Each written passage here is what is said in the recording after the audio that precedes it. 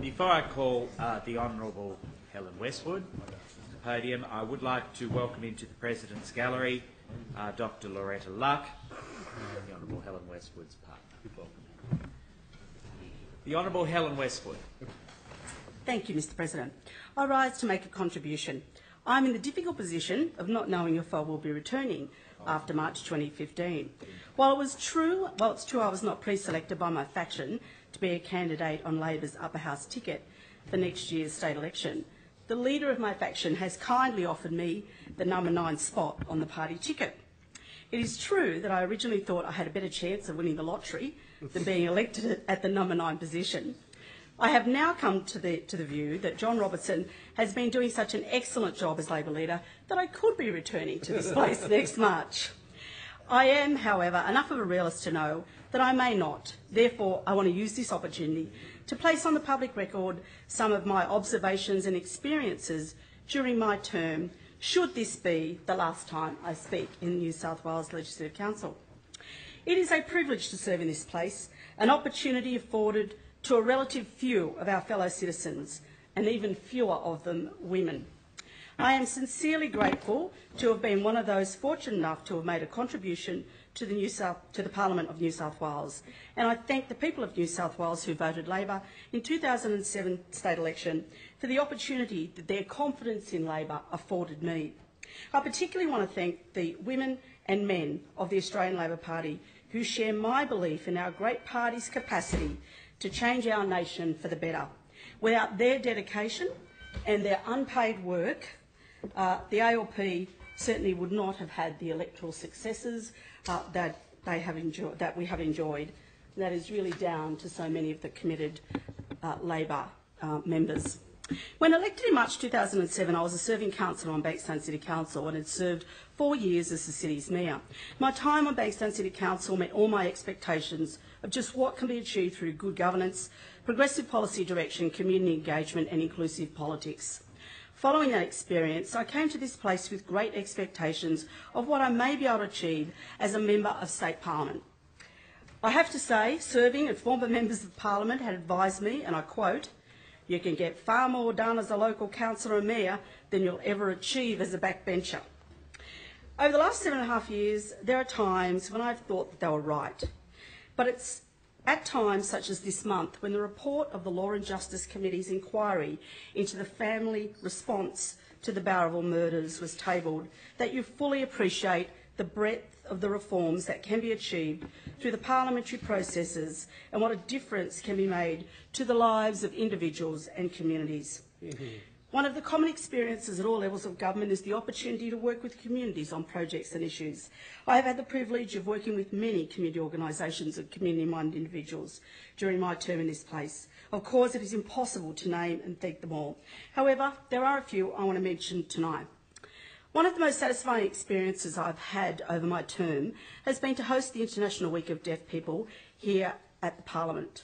This is the People's Parliament, and each day citizens and tourists from diverse backgrounds visit to explore its spaces and its places in our state's history. I noticed early in my term how few deaf people seem to visit the Parliament. It was this observation that led me to host an International Week of Deaf People event, and I'm proud that it is now an annual event. One of my disappointments about not being here after March 2015 is that this event may no longer be celebrated here at Parliament. But I'm pleased to say that after I approached the Minister for Disability Services, the Honourable John Ajaka, he has agreed to ensure that the National Week of Deaf People continues to be an event on the parliamentary calendar. Yeah. On the condition that I work with him to bring the event to fruition each year. And I do want to thank him for his commitment to continuing this event, as it has been a great success amongst the New South Wales deaf community and has allowed hundreds of deaf and hard of hearing students to visit the Parliament, interact with their local MPs, even question the Premier over the 7 years that it has been held. I want to thank the Deaf Society who are here today for their friendship and work with me. So thank you, all of you, for here. I particularly want to thank the New South Wales Deaf Society Deaf Australia and parents of deaf children who have partnered with me each year to ensure the National Week of Deaf People is a great success. I first came into contact with the New South Wales Deaf Society over 30 years ago when my daughter Hayley, who is deaf, was just a toddler. I've welcomed the opportunity to work with the leadership team during my term. Through their advocacy and my representation to a number of Ministers for Disability Services, we have achieved great outcomes. The smoke alarm subsidy scheme for deaf and hard of hearing people and the emergency broadcasts interpreted into Auslan are just two that I want to mention. But I particularly want to thank the Honourable Peter Primrose, who as Minister for Disability Services acted on both these important areas of reform for the deaf community.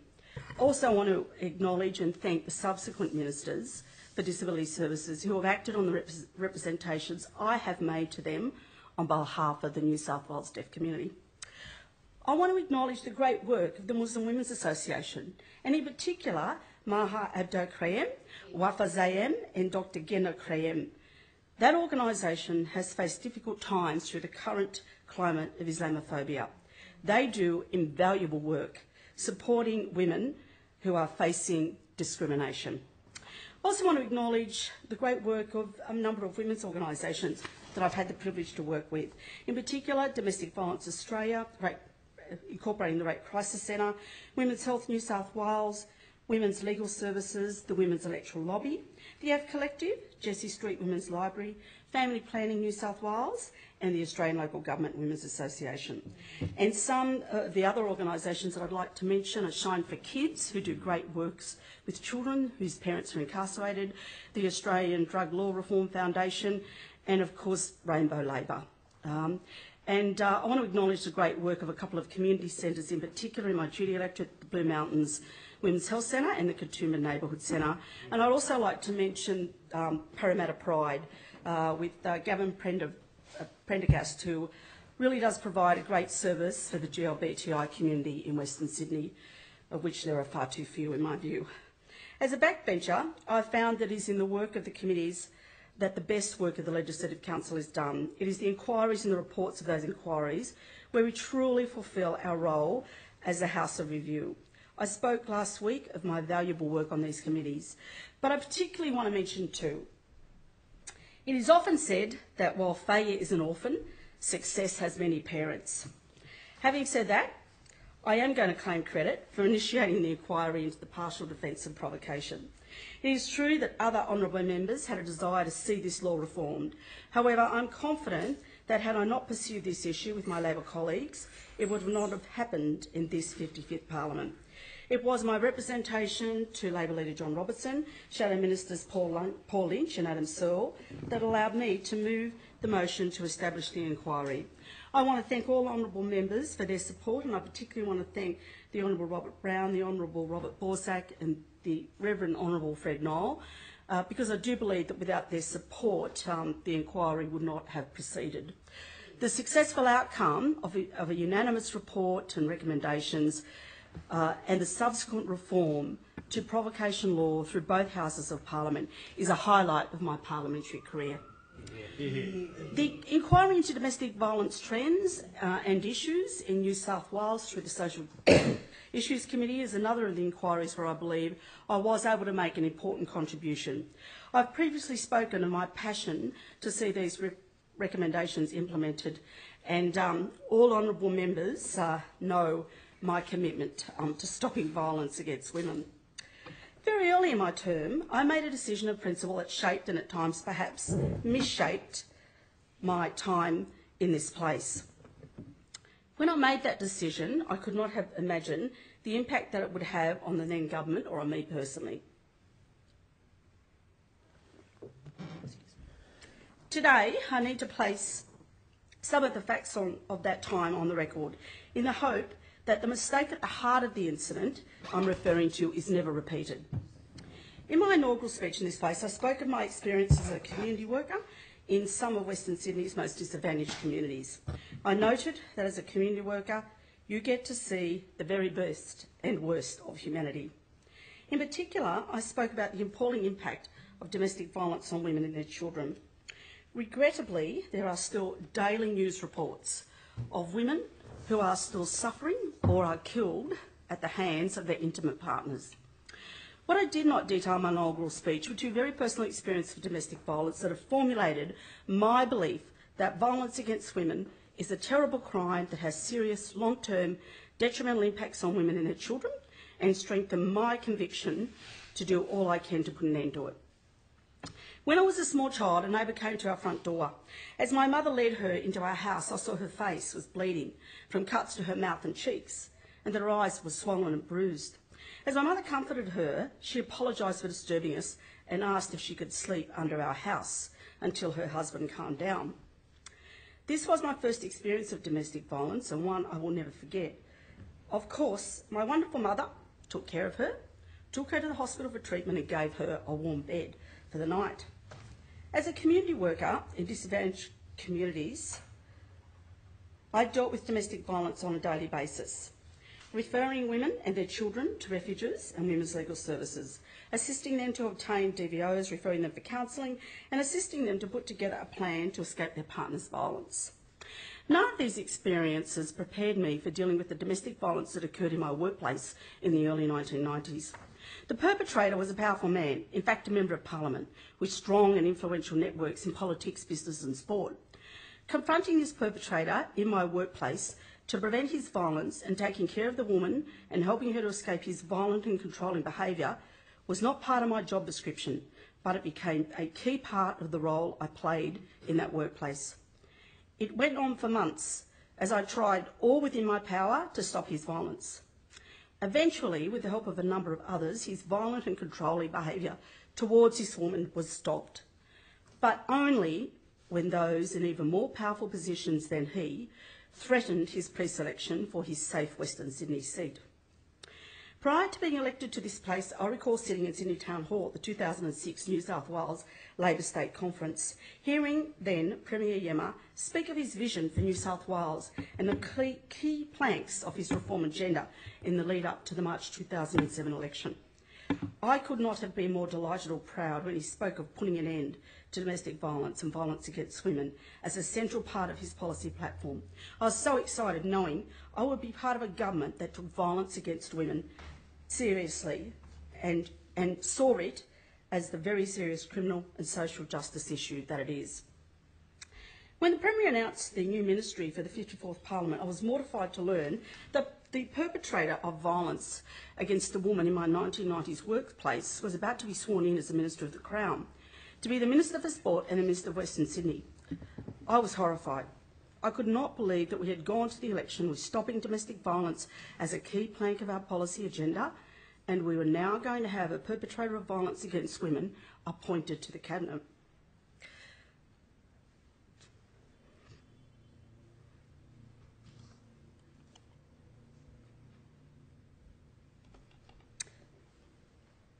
I realised then that as a member of the government, I had a responsibility, indeed a moral duty, to report what I knew to be true. I accepted that for some, the well-known allegations about this man was simply rumour. However, I knew it to be fact, and I had an obligation to report it to the Premier. I was not prepared for what my actions unleashed. Call me naive. There was nothing short of a media frenzy in the following days and weeks. Some of what was reported was incorrect, but much of it was accurate. I've never spoken to a journalist about the events of 2007 or about the violence in my former workplace because I have integrity, not because I wish to protect the perpetrator. There is still a tendency of our media to treat violence against women as salacious gossip if the perpetrator or the woman subjected to the violence is a public figure or a celebrity. This is most unjust and is one of the reasons why women in those circumstances do not apply for domestic violence protection orders, because the moment their name appears on a court list, they are subject to media attention in a way that further traumatises them. Of all the media reports at the time, I believe the articles that most accurately detailed the facts were the articles by Brad Norrington in The Australian on April 7 and 8 in 2007. On page 4, in an article titled Violence Crusader, Block 10p, and an article titled Kicked Out of Play on page 19 of the same edition. In one of those articles it states, and I quote, one of Miss Westwood's supporters said she had committed an outstanding act of hurry-curry that demonstrated her strongly held convictions. I want to make it clear it was not an act of hurry-curry, it was an act of principle. I believe then, and I believe now, that not to report what I knew to be fact was unethical. I will not be silent about violence against women. Not then, not now, not ever. Sarah Wendt, in a recent article questioning why we don't speak up when we see signs of domestic violence, argues that we struggle to say something about domestic violence because it demonstrates the problems of gender inequality, sexism and discrimination at its utmost severity. We fear naming gender inequality because by doing so this threatens the deepest fabric of our society. There is no doubt my actions then had threatened the plans of the men of power at the time, and they decided that I needed to be punished for not abiding by their code of silence. I repeat, I will never be silenced. I soon became persona non grata and banished to the back bench, file marked, never to be promoted. This I expected from some ethical people who had disproportionate influence over the government at the time. I was disappointed that the leaders of my own faction did not stand with me to ensure I was not punished for speaking out about violence against women. I was disappointed time and time again while I undertook my responsibilities on the backbench. However, more important than my personal disappointment is the message that my punishment sends to young women and the wider community about speaking out against violence against women. No one should ever be punished for speaking out against domestic violence.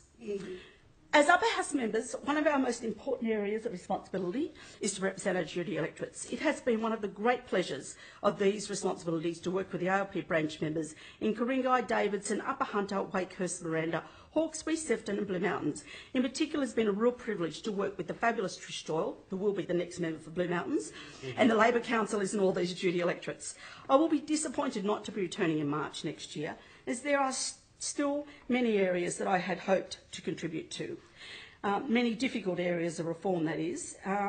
And I have to say, one of the things I've learned, that in these most difficult areas of social policy and law reform, it is really best to work across the parliament.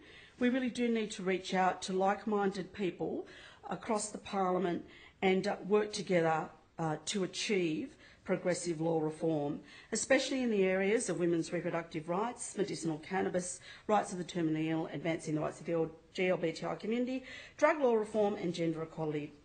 There are so many people to thank, and I begin with the staff of the Parliament, of which there are far too many to name. However, I wish to especially thank the LC staff, the clerk and his team, the attendants, Hansard, catering and the IT staff. You make our job so much easier. Karen McEwen.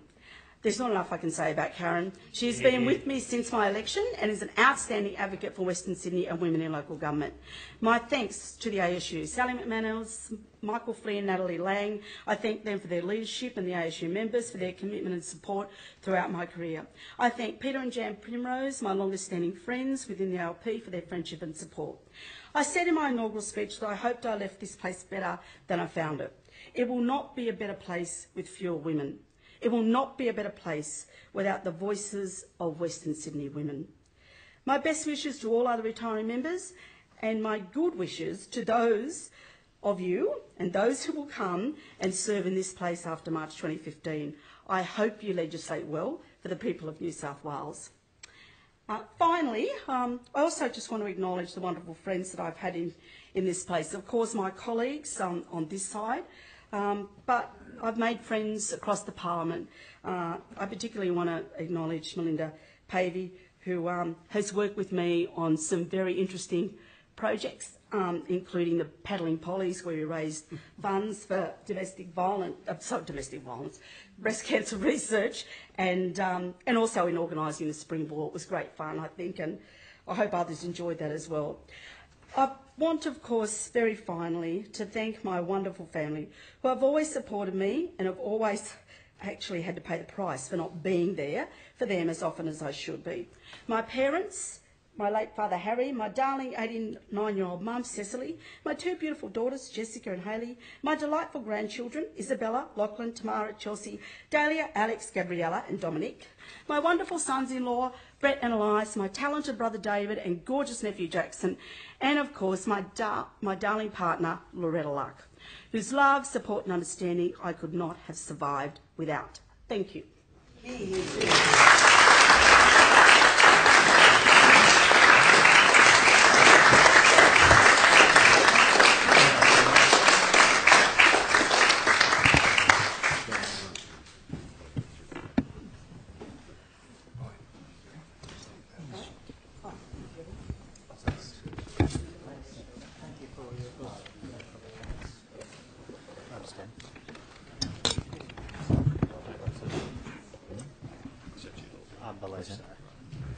I am Sarah's about to come in. Thank you. So you're proposing a review rather than a sunset? No, that's okay. Sorry. That's okay. Well, see if I can make a note. Wonderful. Yeah, no worries.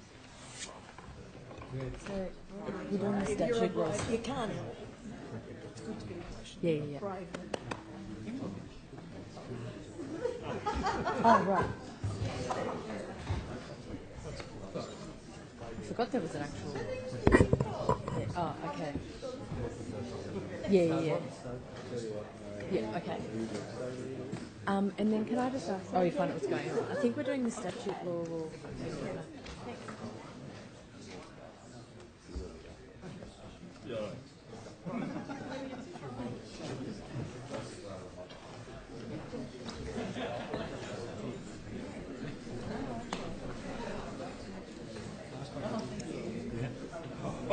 He was looking for a while, mate.